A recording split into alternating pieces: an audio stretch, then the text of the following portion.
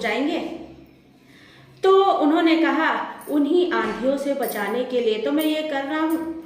तो वो जो सूख गया था दिया वो तो टूट गया, लेकिन जो गीला था थोड़ा और जो सूखा हुआ था उसमें उन्होंने क्या भर दी थी, मिट्टी भर दी थी, जिसकी वजह से वो आंधी में भी इधर उधर हिला डुला नहीं और वो बच गया।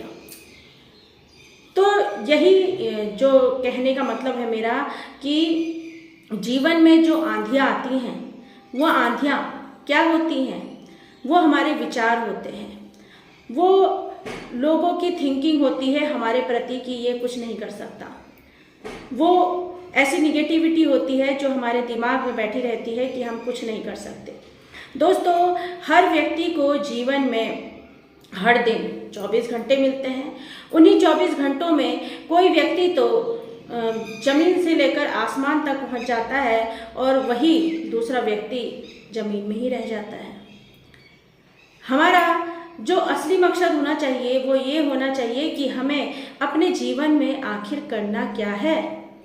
क्या वही सुबह से शाम तक का घर का काम करना है, या सिर्फ अपने आप को कोसते रहना है कि हम कुछ नहीं कर सके?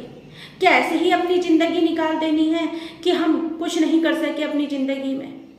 ऊपर जाके क्या जवाब देंगे कि हमने कुछ भी नहीं करा अपनी जीवन में?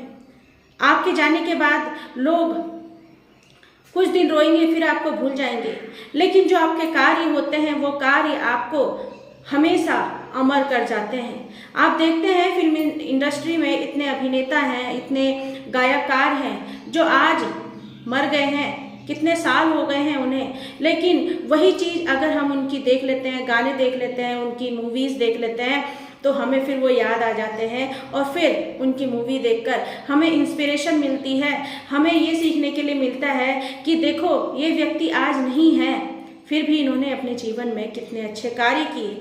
हमारे महापुरुष जो आज हमसे चले गए, हमारे बीच में से चले गए हैं, सदियों पहले चले गए हैं, और लेकिन आज तक उनकी जयंतियाँ मनाई जाती हैं, उनको याद किया जाता है, उनकी पुण्यतिथि बनाई जाती है। क्यों बनाई जाती है? उनके कार्यों को देखकर, उनके कर्मों को देखकर कि उन्होंने ऐसे ऐसे काम किए जो कोई ना कर सका। उन्होंने दुनिया को एक नया मोड़ दिया, दुनिया को एक उन्होंने ऐसी आशा की किरण दी कि वो अपने जीवन में कुछ कर सकें। लोग भी उनसे इंस्पिरेशन लेकर काम कर रहे हैं, लेकिन कुछ ही लोग कर पा रहे हैं और कुछ लोग अभी भी अपने आप को कोस रहे हैं।